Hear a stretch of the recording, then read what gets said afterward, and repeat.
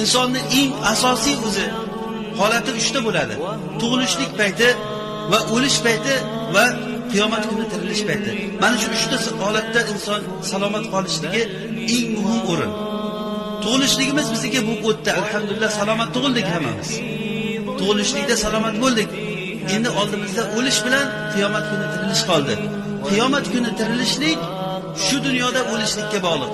Kim bir narsani ustida o'lsa, o'sha narsa ustida tiriladi. Ibn Kasir rahimahulloh mana shu oyatning tafsirida aytganki, Alloh subhanahu va taoloning Karim ismi bilan aytib, bu Allohu Karimni holati, sunnati shuni taqozo qildiki, kim nima ustida yashasa, o'sha narsa ustida o'ladi. Kim nima narsa ustida o'lsa, o'sha narsa ustida tiriladi. Demak, qiyomat kuni musulmon bo'lib Allohga tirilishligimiz uchun musulmon bo'lib o'lishligimiz kerak. Musulmon bo'lib o'lishlik uchun musulmon bo'lib yashash kerak.